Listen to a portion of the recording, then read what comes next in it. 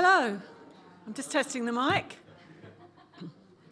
That's great. That usually makes everybody sit down as well.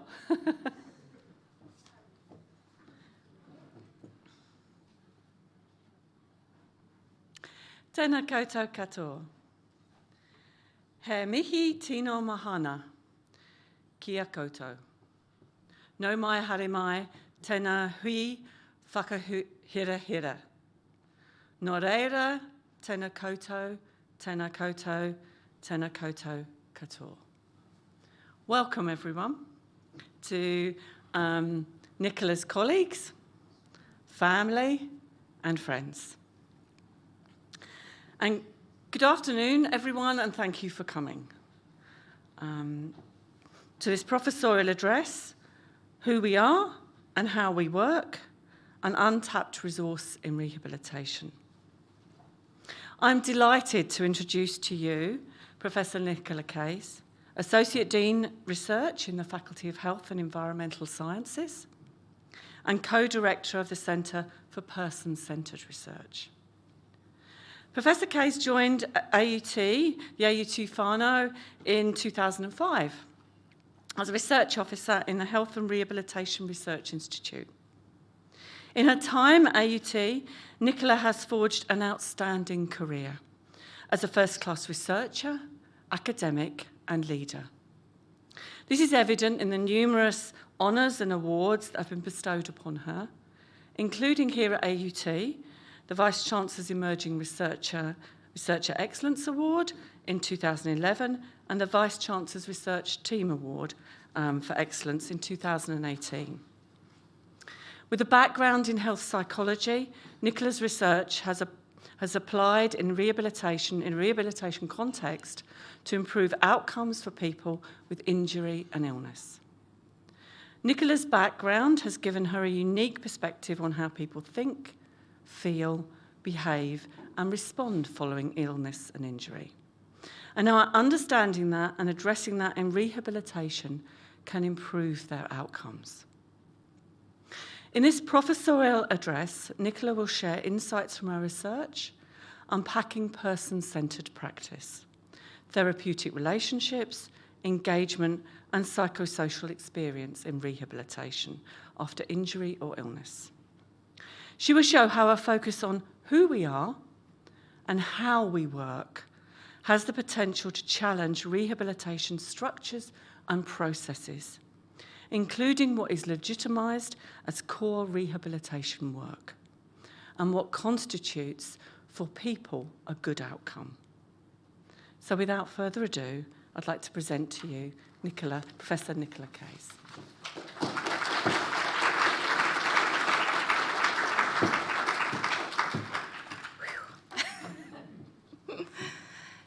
I ngā mana, I ngā reo, I ngā rangatira mā. Nau mai haere mai, piki mai ki tēnei kaupapa. Ka nui te mihi ki a koutou katoa, nō reira, tēnā koutou, tēnā koutou, tēnā koutou katoa. Ko wai au, who am I? To Mum and Dad, I'm Nick. Sometimes Nicola Marie drops in when they're really cross with me, but mostly just Nick. Dad grew up in Waipakarau and Mum in Tairāwhiti, Gisborne.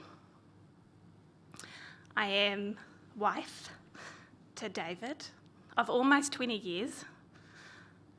Goodness knows how that lasted.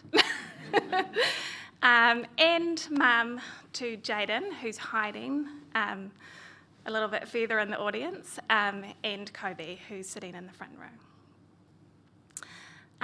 Thank you all for coming. Before I kind of carry on, I just want to acknowledge a few important guests. I'm going to talk about a few people as I move through the presentation, but mostly those are my academic colleagues, and there's a few people who are here who I want to just acknowledge. So Mum and Dad, David and Jaden and Kobe, my sister-in-law Kelly, who's hiding in the back with Jaden, and my brother-in-law Russell. Kelly's a graduate of our AUT midwifery program, studied as a mature student some years ago. Sarah, who is my niece, just submitted her Masters in Design at AUT University, is going to be exhibiting her design work in a couple of weeks' time on City Campus, so we'll all be back on campus for that. Shauna, who couldn't be here today as her sister, is also a graduate of AUT, who graduated from our nursing program and is currently doing her postgraduate in nursing as well.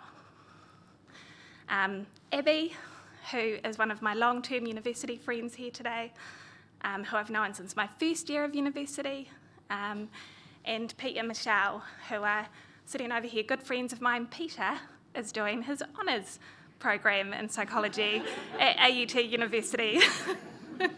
I also have a nephew who's not here doing sport and rec, so quite frankly, my friends and family are taking over AUT.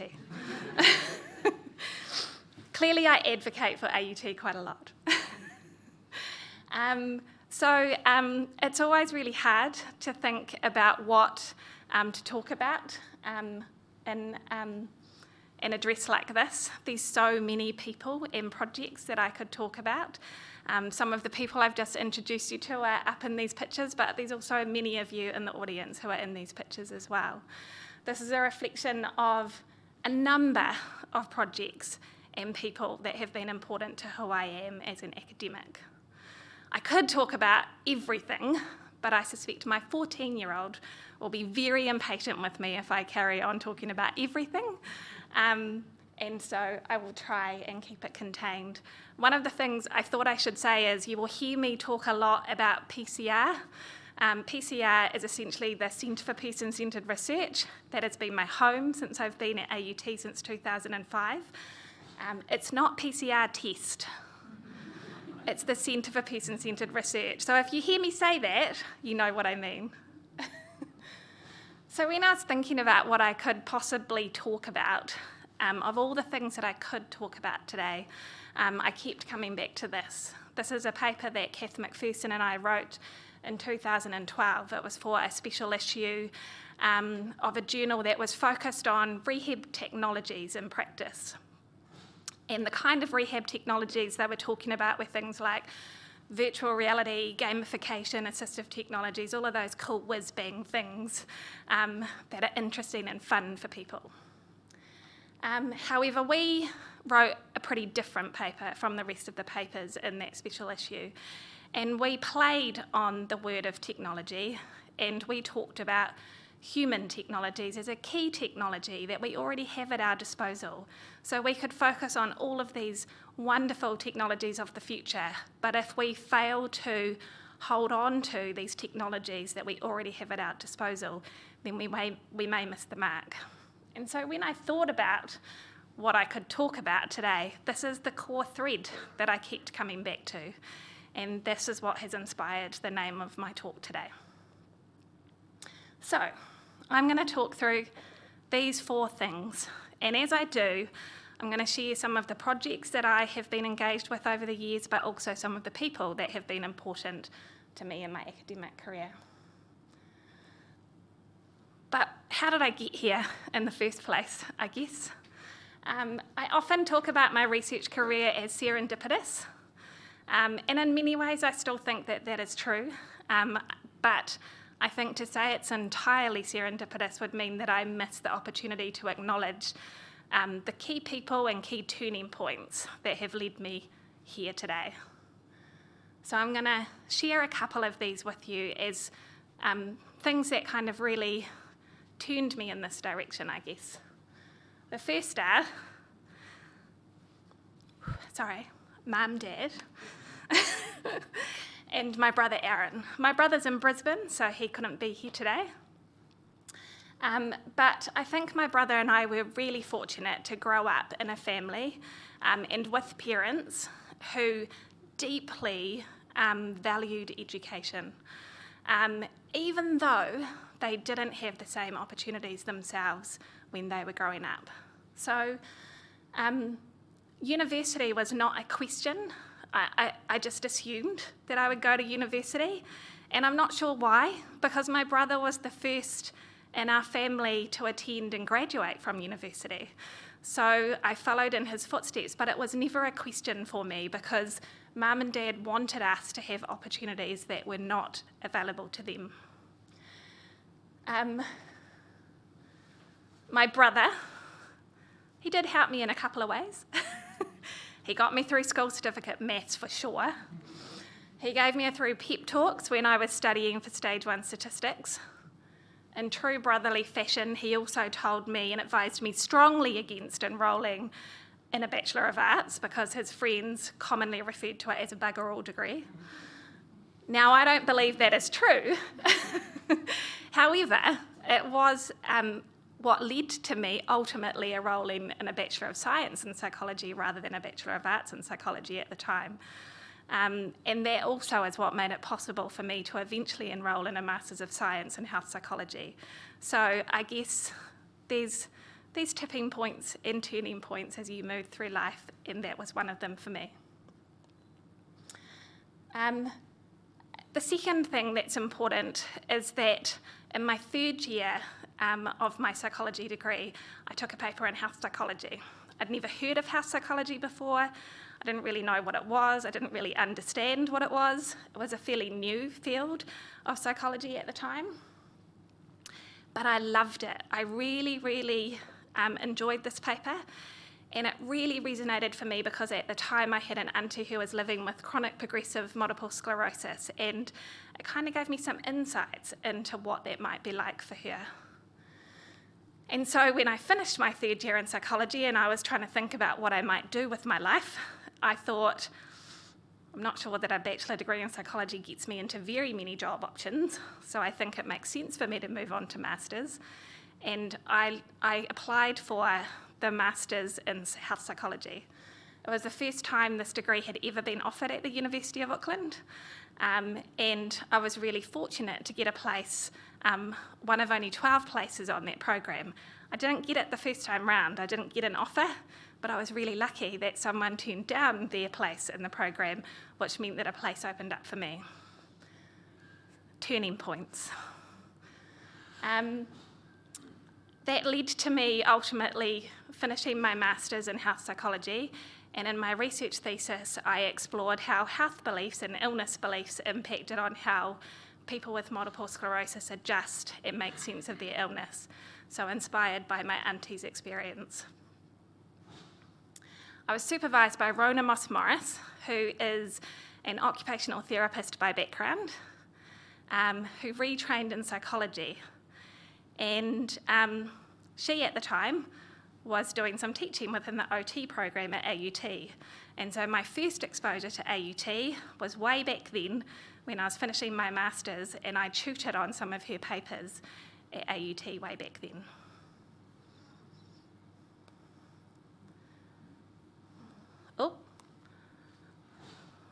Third turning point. This is Kath McPherson and myself on the day that I graduated from my PhD. Kath is not well and so can't be here in person today, but she hopefully is live streaming. Hi Kath, if you're there. I was debating whether or not to use this photo or this photo. This photo is of Kath as we were about to enter the base of the Niagara Falls when we were visiting a colleague of ours in Toronto. I might have promised not to show this photo in public, so I'm going to stick with this photo for today. Kath took a chance on me in 2005. When I finished my Masters, I spent some time in the UK. I swore when I finished my Masters that I would not do my PhD.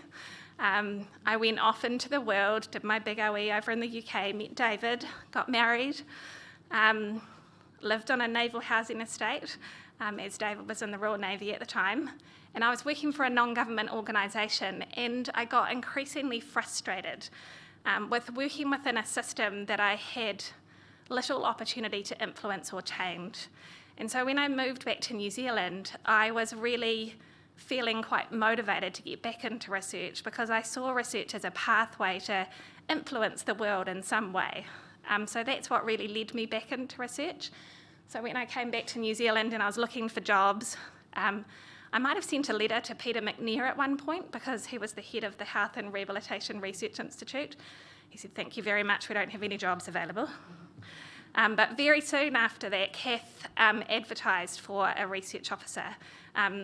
Kath Duncan and Denise Taylor all interviewed me for the role. I just literally in the last week landed back in New Zealand from the UK, and they took a chance on me.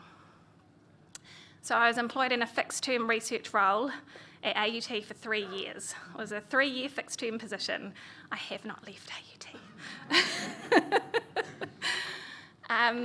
Kath has been a really important mentor, boss, supervisor, friend, and the role that she has played in lifting me in my academic career is quite hard to describe. She has pushed me, challenged me, supported me. She has been the most generous of academics in terms of her spirit and intellect, all of which has helped contribute to who I am as an academic. So serendipity, yes, but not without the support and the nudges of these key people. So, I keep pressing the wrong button. So, I thought I'd start with who I am and how I work, and probably the first starting point for that for me is my doctoral research, and so I'm just going to share a little bit of that for you. So, you can't see that very well, it's okay, you don't need to. In my PhD, I explored physical activity engagement for people with multiple sclerosis, and I was really interested in the evidence at the time because the evidence was saying that despite physical activity being a critical component of rehab for people with MS, that actually people with MS took part in very limited levels of physical activity, even when compared with other people with long-term conditions. And so I was really interested in how about we build this intervention that can help support people to be active in the context of their MS. That was my starting point. I thought, well, I probably should learn a little bit about the things that maybe help or hinder physical activity for people with MS to help me build my intervention. So I set out to design this cross-sectional questionnaire study that looked at which factors were related to physical activity for people with multiple sclerosis. Unlike popular belief, when I studied my undergraduate psychology, I don't think I was exposed to any qualitative methodology training. Yet I had to do stage 1 stats in order to get entry into my stage 3 psychology paper. So I didn't really think about undertaking qualitative research. It was probably Kath at the time that suggested to me, maybe consider some mixed methods. Maybe do the cross-sectional questionnaire study that you want to do, but maybe it's worth also talking to people about what it's like for them. And so that led to me including a really small qualitative descriptive study in my PhD to talk to people about their perspectives and experiences of taking part in physical activity in the context of their MS. And here's some of the things they told me. So the first quote here on the left, it's like having a tin can with holes punched in it. No matter how much water you pour in, it's still pouring out. So even if you pour heaps more water in, it will still pour out and you'll never get anywhere. So for people living with a degenerative chronic condition, that sense of putting everything in but getting nothing back was really hard for people. It's like having a piece of elastic. The people I spoke to had the best analogies to describe their experience. They'd thought about this deeply. It's like a piece of elastic, knicker elastic. You know how it perishes? It will keep stretching back to its original shape if you only stretch it a small way, like about 2/3 of its stretch. But if you decide to stretch it all of the way, it never goes back. That's what I mean. So just talking to the potential for the unintended effects of what if I take it too far? And the tricky part about that is that the line doesn't say stationary. So you don't know how far you can test the elastic before it breaks. It's the same as most MS people. What you did yesterday is not necessarily what you could do today, but you might be able to do twice what you did the day before tomorrow. It's very fluid. So what I learnt from people in this research was the most important thing that I would have learnt throughout my whole PhD. But also it was my first lesson in humility, because I had this idea that I would just go out and build this intervention for people and that I could activate them. But actually I didn't recognise the complexity of their experience, and I would have entirely missed the mark if I hadn't spoken to them about their experiences. So I still ultimately did develop an intervention called the Facilitating Activity for Wellbeing program, or the FAB program at the time. But it was quite different from what I set out to develop at the start. It was much more able to be tailored to meet the needs of and the reality of the people that were living with MS.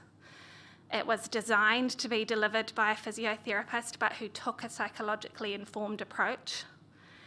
And a critical component of it was prioritising and building into the structure of the program time to develop and prioritise a therapeutic relationship so that the clinician could really understand this person's reality and tailor what they were doing with them. It's not perfect, and if I had my time again, I'd probably do this really differently, but it was still a very different beast at the end of my PhD than what I set out to do at the start. One of the things we often perseverate on in rehabilitation is adherence, and many people in this audience will know that I detest the word adherence, and this is why. Because what we do is we tend to only use tools such as exercise prescription and education as the only tools we have at our disposal to support people to adhere. And when people don't follow through with the prescription, we blame them for being unmotivated or difficult. But these people understood why physical activity was important. They understood probably what they needed to do, but it wasn't that simple for them. What they needed was for someone to get to know and understand their reality and work with them to navigate that complexity. It's not adherence, it's about supporting people's engagement.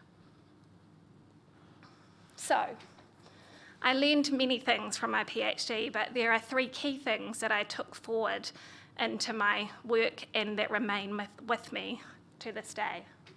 The first is taking the time to get to know matters. And I teach health professionals that in my postgraduate rehab papers, in the workshops that I run with rehab providers, but it's also a lesson that I've taken forward into my research. I now don't do any research without incorporating a qualitative component where I can understand the perspectives and the experiences of the people that I'm working with. Secondly, building relationships is a critical component of practice. This is something, again, not only that I try and advocate for in terms of how we work in rehab practice, but relationships are also core to who I am and how I work in my everyday work. And thirdly, I should have said actually, these quotes are from the physiotherapist who I engaged to deliver the program in my PhD. So these quotes are from the physiotherapists. And the last one here really talks about how difficult it was for them to implement this way of working into practice, where taking time sometimes to talk and not do created some discomfort and tensions for them. And so I learned also that working in this way is not automatic, and therefore we need to actively support people to work in these ways as well. All of these things have been taken forward into the work that I do. I can't talk about my PhD without talking about my husband and my 2 children. So the left-hand photo is about maybe a fortnight before I submitted my PhD. So you can see by then Jaden was born, and I was very heavily pregnant with Kobe. And the day I graduated, 2 little people had entered into my life. When David and I first got married, he was a submariner in the Royal Navy. We lived in a Royal Navy estate in the UK. When we moved back to New Zealand and I said, I think I'd like to start my PhD, I think we should maybe pause before we start a family, I don't think he quite knew what he had ahead of us. But he has never wavered in his support of me. Never. Even though there will be times when he's been tempted to. But he's been an absolute rock. Jaden was born, we eventually did start a family. I decided maybe I couldn't wait till I finished my PhD to start a family. And Jaden was born just after I finished my data collection. And I was pretty certain that I was going to write my PhD while I was on maternity leave. I don't think I wrote a single word. But when I came back to work after maternity leave, every weekend, the way we navigated life in those days as a family, I worked part-time. David managed to negotiate with his work to work 4 days a week. And every weekend I'd come into the office and I would spend a day writing on my PhD. And David would come in around morning tea or lunchtime every time to bring coffee or lunch and to bring Jaden so that I could still have time with Jaden. And so that's the kind of thing I mean when I talk about the support that David has offered over the years. Kobe, I was heavily pregnant with when I submitted my PhD, and I still remember my oral defence because my oral defence occurred in my first week back at work after maternity leave, and I was still breastfeeding Kobe in the mornings. But my oral defence was scheduled super early in the morning because I had 2 examiners from the UK. So I had to somehow negotiate how I was going to breastfeed this baby and get to this oral defence in time and be poised to respond to questions of my examiners. A lot of people say, how do you do your PhD with children? It must be impossible. But I would say that these people are the people that got me through my PhD. They're the people who ground me, and they still bring me slamming back down to earth every day, such as when I make a mistake, my children love gleefully reminding me that, but Mum, you're a professor. How could you possibly not know that? So a really important part of my doctoral journey was the family that I gathered along the way. So who we are and how we work in rehabilitation practice, you can see from the findings of my doctoral research that that really set the context for me to move forward in this space. And there's kind of 3 core areas of work that I want to share with you.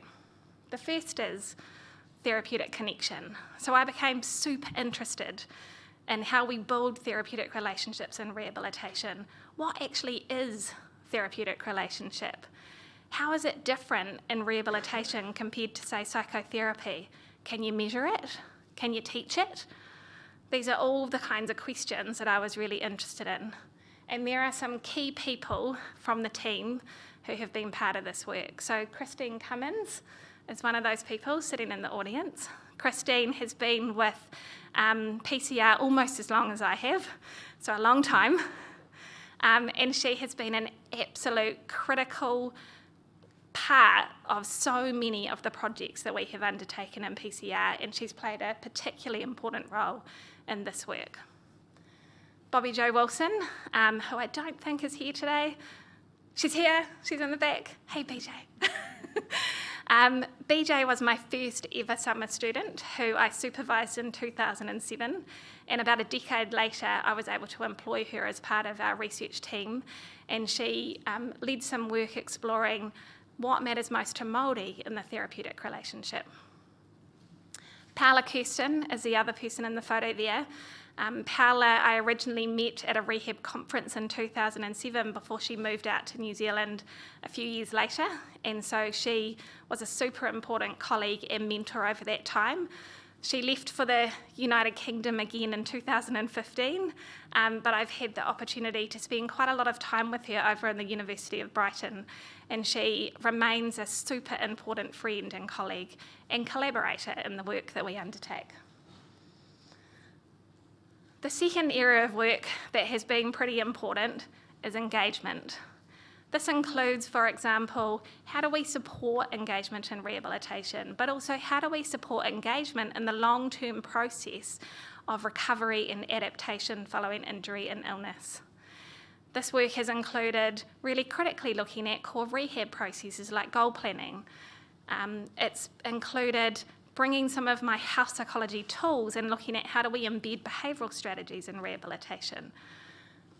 But a critical part of this work has been the work led by Felicity Bright, who is in the photo here. Felicity is in isolation with her family in Christchurch at the moment, stuck down there, so couldn't be here today, maybe online. This is Felicity the day she defended her PhD. She has a purple cast, because in her wisdom she decided it was a really good idea to break her ankle right before her oral defence.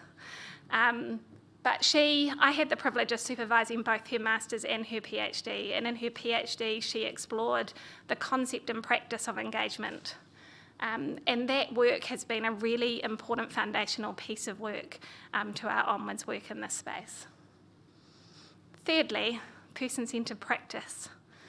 It occurred to me a few years ago that we are the Centre for Person-Centred Research, but we haven't really put our stake in the ground to say, well, what do we mean by person-centred rehabilitation? What constitutes person-centred rehab? Around the same time, I employed Gareth Terry as a research fellow in the centre, and Gareth undertook a secondary analysis of a whole range of data that we had collected over the years to see how that could inform us about how we conceptualise and think about person-centred rehabilitation. That has been, again, a real platform for work that we have moved on with since then. And lastly, Barb Gibson, who is a colleague of ours from the University of Toronto in Canada, who pre-COVID, we had the opportunity to host out at AUT a couple of months every year for about 3 years.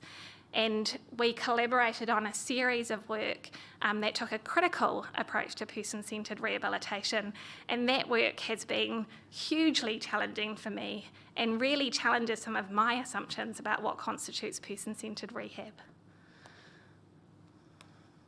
So what have we learnt from this collective work?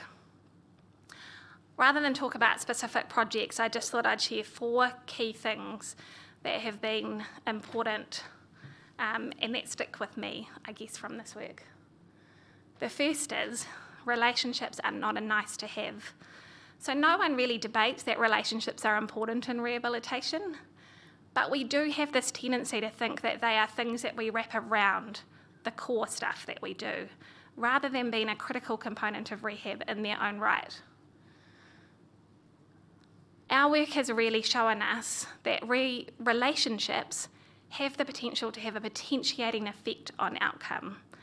And so we can do way more with a good therapeutic relationship than what we can without that therapeutic relationship.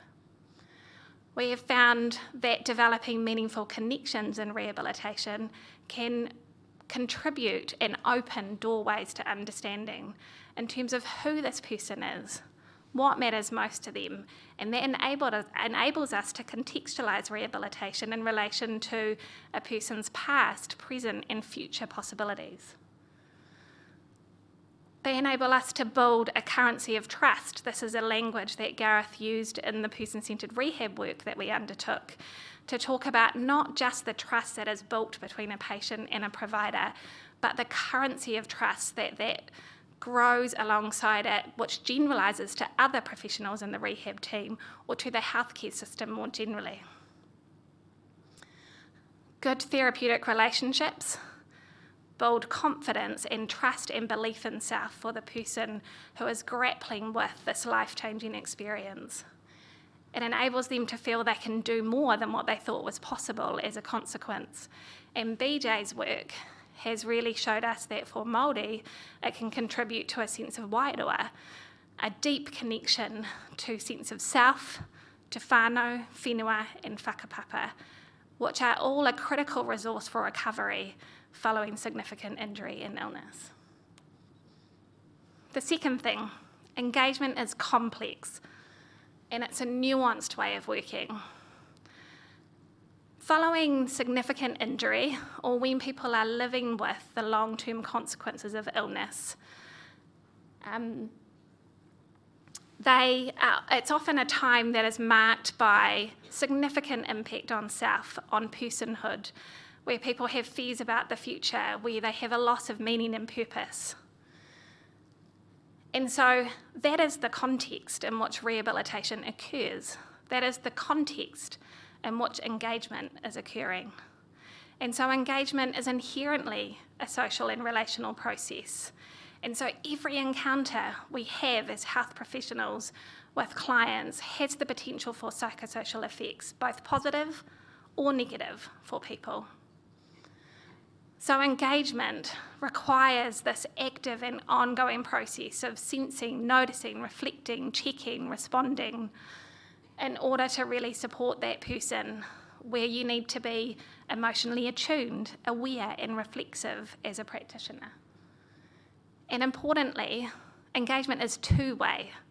So trust breeds trust, investment breeds investment.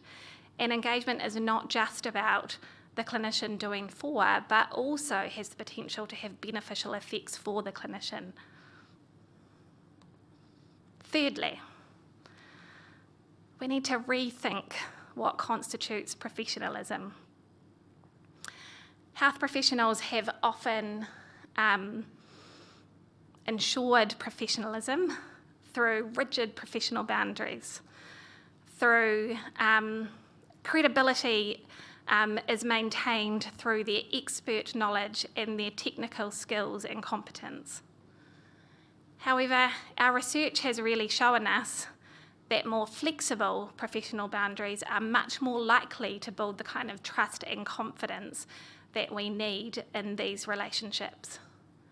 This quote here is from Galia's PhD. Galia's PhD, I had the opportunity to supervise Galia a few years back with Brian Broom and Kath McPherson, and what she found in her PhD has been really important to how I think about professional identity. So flexible professional identity includes things, for example, like bringing more of who you are as a person into that encounter. We are often with people at their most vulnerable, and we expect them to share intimacies with us. So some reciprocity of self is important in supporting that trust. It includes being honest about and engaging with uncertainty rather than feeling like that's a threat to your position as expert. It is where expertise and credibility is defined by your ability to integrate a context-appropriate mix of technical, relational, and emotional work, not only the technical skills and competence that you bring. Fourth, meeting people where they're at. We have had much debate about what constitutes person-centred rehab, and I think we still haven't quite nailed it. However, I think one of the things that we have a tendency to do is reduce person-centred practice to particular actions and activities, such as involving a patient or whānau in their care. However, I would argue that if we bring fixed assumptions about what constitutes person-centred rehab, that we may miss the mark for people, that we may limit our opportunity to meet people where they're at. And we also might inadvertently cancel some people out of person-centred rehabilitation by design, such as people with communication or cognitive impairments who can't actively engage in the process in the ways that we might hope. I think person-centred rehab should be better thought of as a way of working that is enabled by person-centred cultures of care at a system level. And person-centred cultures of care need to also include having recognising that health professionals are also persons. And so if we maintain and support the well-being of the health professionals and the healthcare workforce, then they will be much more able to work in person-centred ways and meet people where they're at as well. This is the PCR team. I can't talk about who we are and how we work without reflecting a little bit on who we are and how we work as a team. This is Joanna Fidel and Greta Smith, two people I haven't mentioned yet. When Kath left AUT in 2015, we needed to really think about who we were as a research centre, particularly because Kath was a formidable force. She had led PCR for a decade at that point. She had a very, she was very well known nationally and globally in the rehabilitation sector. So we needed to really think about who we are and what we were without Kath. And I was lucky to have Jo and Greta by my side as we navigated this. We worked together as a team on a range of activities to really consolidate the way we work as a centre. For example, we spent some time reflecting on, as a team, on what it was that was important to us as a team, what we liked about the way we worked and who we were.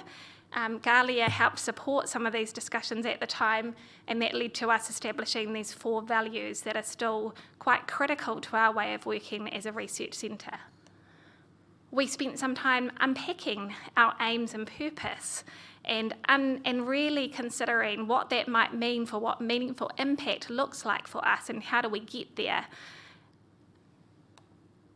And lastly, since 2018, and with the support of BJ, we have spent some time trying to unpack what it means to work as a tiriti partner in our research practice. And we have built a relationship with the Te Herenga Waka o Orewa Marae, and have had the opportunity to really think through what does being a good tiriti partner look like for us in our unique context, and how can we embed that in our way of working as a centre. I promise I won't be long. So what shapes who we are and how we work? So this is Susie and Caroline. Susie Mudge and Caroline Stredden. Some years ago now, Susie and Caroline came to me and asked if I could support them to undertake an autoethnography of their experiences and perspectives as physiotherapists around the implementation of person-centred ways of working. This piece of work was probably a really critical piece of work for me because it was one of the first where I really started to get interested in what does shape how health professionals work. If we're interested in person-centred rehab, how can we support people to work in this way? What are the things that constrain or make possible these ways of working? Since then, I've had the pleasure of working with Susie on a number of research projects along these lines.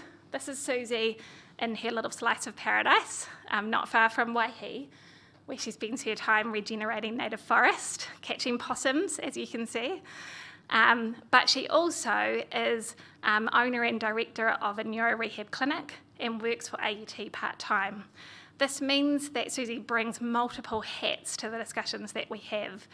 She is a researcher, she's a clinic owner and director, and she's a clinician. And so Susie has really challenged me and continued to challenge me over the years, and because I can be quite impatient.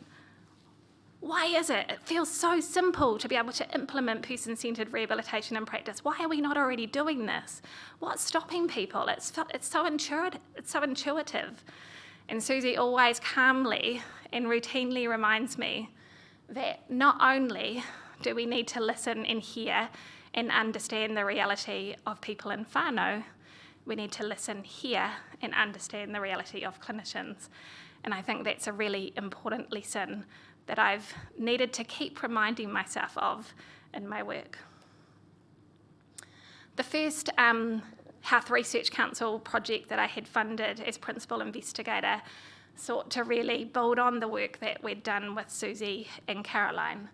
And it was to explore how do we support health professionals in a private musculoskeletal physiotherapy clinic to embed behavioural and person-centred ways of working. What we found was that it is a really multi-tiered and dynamic process, and that clinicians go through a number of processes to make sense of these new ways of working before they are embedded into practice. Secondly, there's multiple possible tipping points in this process, so at any point they can abandon ship and return to status quo. Thirdly, it's really complex.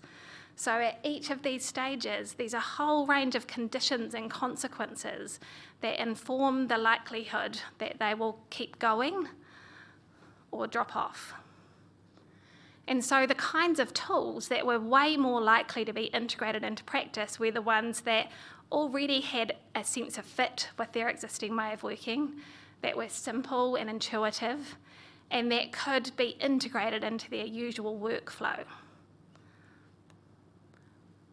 The thing that niggled for me about this is, does this mean then that the tools that are actually being embedded into practice are ultimately just new tools for old ways of working? And if so, how do we make a more fundamental shift in how people work? And what are the structures that get in the way of that? When I talk to students or clinicians, or I'm running workshops with providers, I often return to this example of stroke rehab to talk about this. Inpatient stroke rehab, the length of stay is probably a little bit different now, but it used to be about 21 days in inpatient rehab. We have all sorts of things that reduce that length of stay now. But the primary outcome of interest tends to be getting people safe to discharge, and the KPI being length of stay with the goal of reducing length of stay. In a workshop that I ran a while ago with a group of clinicians who would often say to me, I really want to work in this way, but I don't have time. How do I incorporate this into my usual everyday way of working? And we had this conversation about, well, what are the things that determine how you prioritise your time? And when we look at these primary outcomes or these KPIs and say, how do you prioritise your time when these are your goals? These are the kinds of things that clinicians tell us. We spend our time on assessment, treatment, discharge planning, prescription, getting to know and understand the patient's home situation so I know what they're discharging to. The tricky thing is, for people following stroke, this is how jarring that experience can be for them. So I remember the first time the therapist at the hospital talked about setting goals, I said something about tramping again, perhaps swimming, perhaps even playing golf again. She said, what about getting up in the morning and getting dressed? And I thought, how's teeth? We're on a different page here, and my heart sank a bit. And so that experience for that person doesn't give them hope and confidence. It has the opposite effect for them. But if we change the primary outcome and we change the KPIs, so when I toyed with this with these workshop participants and I said to them, what happens if the primary outcome was long-term health and wellbeing? And what if the only KPI that we had was for people to have a healthful and meaningful life? How then would you spend your time? And so then they say, well, I would spend my time addressing emotional needs, building confidence, behavioural strategies, building therapeutic relationship. So the picture is really different just by changing the KPIs that we put around us. Kath, many years ago, introduced me to a man named Avidus Donobedium, who wrote some seminal work about quality of care, and he talks about structure, process, outcome, and how if you want outcome X, then you need to have structures and processes in place that support you to achieve those outcomes. And I think the same is true with person-centred rehab.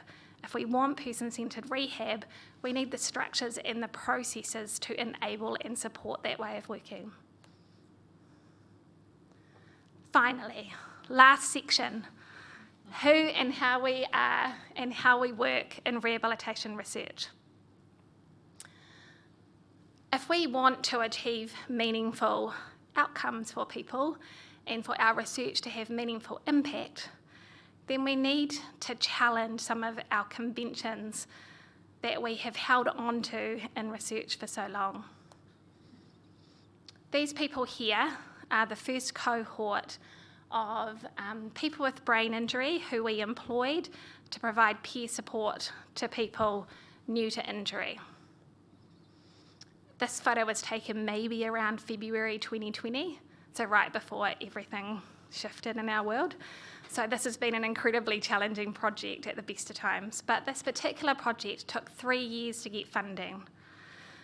What we aimed to do was establish a peer support service for people with brain injury, and we wanted to mimic real-world service delivery so that we could test effectiveness in real-world conditions to support future implementation of this model.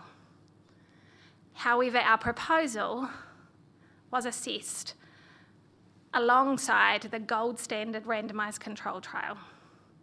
And so over 3 iterations of this proposal, we get tighter and tighter and tighter. So we tighten up on our primary outcomes, we tighten up on the inclusion criteria, we start to put, steps in place so that we can check treatment fidelity. All of these things change the nature of a project and make them less likely to be like the real-world conditions that we want to implement these processes into. It was eventually funded, and what we've learnt from these people is extraordinary. The stories that these people tell us and the people that they have supported tell us suggest that their experience has been transformative, that the impact of this peer support process has given them something different from what our formal services can offer them. However, we haven't finished collecting all of our data yet, but I really suspect that our quantitative data is not going to tell us that story. Yet this is the kind of service we might want to see funded and implemented into routine care. So how do we shift our research designs to enable us to have the kind of impact that we want to truly have on services and outcomes for people? This is the team from Good Health Design. Is Steve Ray here today? Not sure if he made it. Steve. Hiding in the back seat. This is the Good Health Design team, and the collaboration that I have been able to have with them over the last 5 to 6 years has been one of the most valuable and challenging collaborations that I have had. The Good Health Design team, and through them, the team at Lab for Living at Sheffield Hallam University, have really challenged how I think about research and research design and research methods. They are based within the Design and Creative Technologies faculty here at AUT, where Sarah's been studying. And they are a group of designers.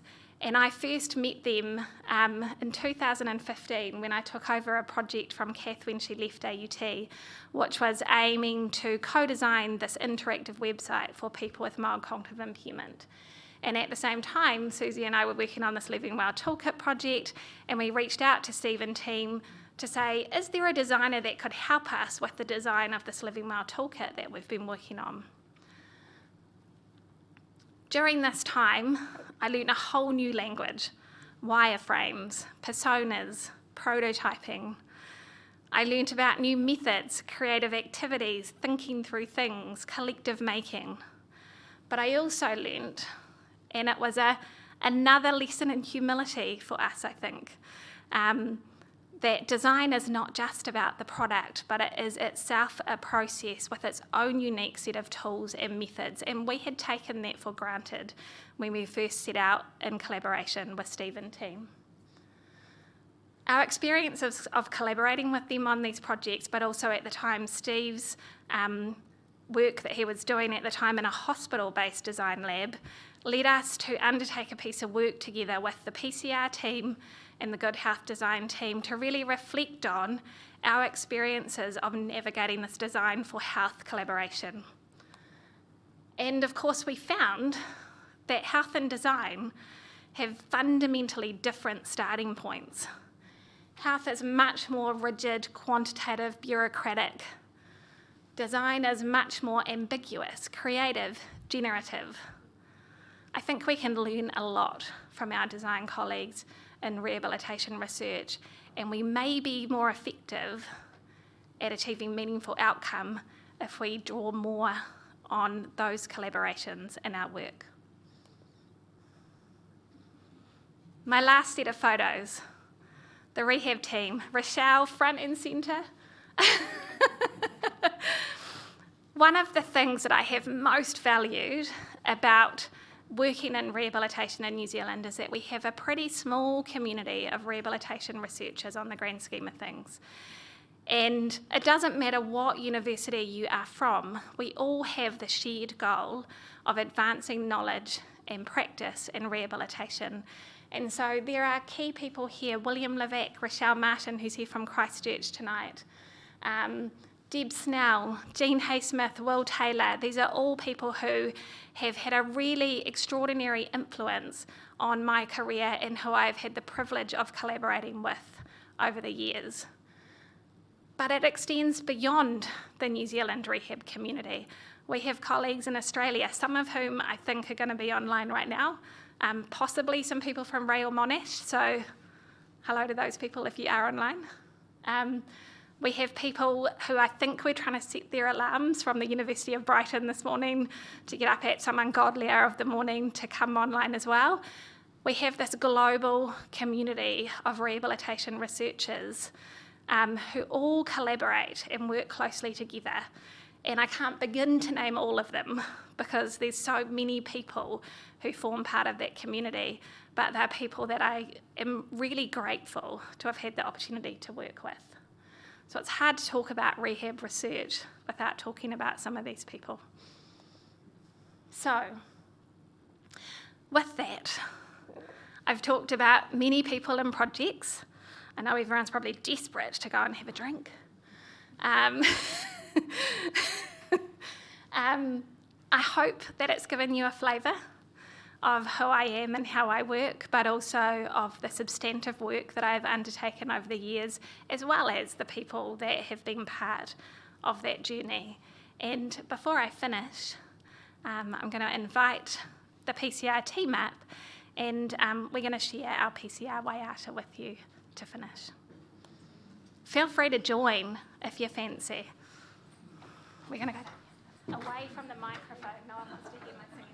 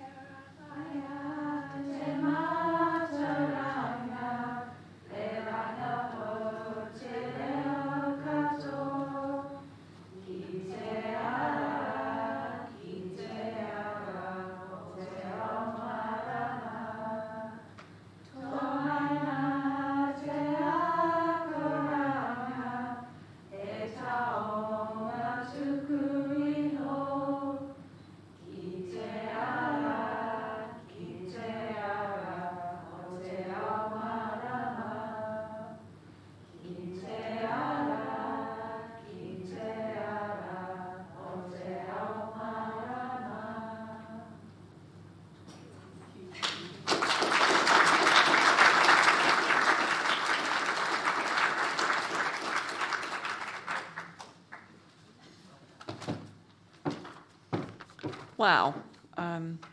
Thank you, Nicola, for that really inspiring talk. Where you were then. I lost you. For that really inspiring address. Thank you so much. I feel, firstly, I should also thank you and your family for your contribution to AUT student recruitment. And if there's any more at home, you're really welcome. Those of us whose work is connected to health in some way know only too well that healthcare is often organised and delivered in a way that fails at a systemic level to see the whole person, and therefore appropriately place that person at the centre of their care and the decisions that are made about that care. Nicola's talk reminded me of many years ago I was working as a researcher for a county council in the UK, and I was sitting in observing a rehabilitation assessment. And the care worker said, well, how would you like to set a goal about making your dinner? And this woman said, well, not really, because I've never cooked in my life and my husband's always done the cooking. What I really want is to be able to get back and start my writing. I'm passionate about my work and my writing.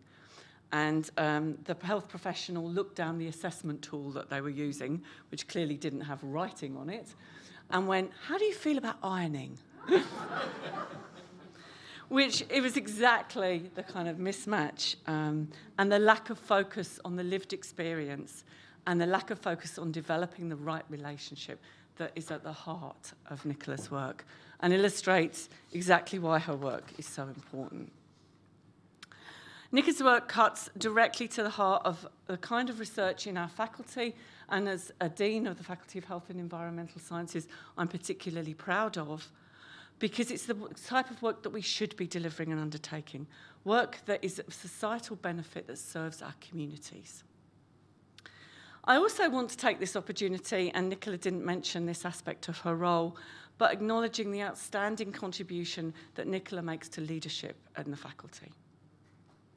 In the last 7 to 8 months of working with Nicola as Associate Dean for Research, I've come to value immensely her strategic abilities she brings, her generosity and integrity she brings to the role, particularly in the way she deals with others and members of her team. And the challenges of that role, and in dealing with the challenges of the role, she is a model of what good academic leadership should be about. And I'd like to thank you, Nicola, on behalf of myself and the faculty executive team for your support and truly thoughtful and generous, insightful leadership. So, my penultimate task today is to thank you again for your professorial address and present you with these tokens of appreciation. So, thank you. You can all clap now.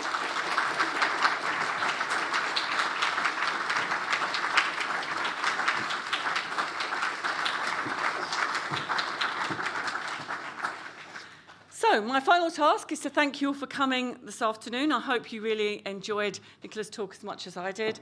And that concludes the formal part of the event. Please join us for refreshments afterwards. Kia ora. Thank you very much.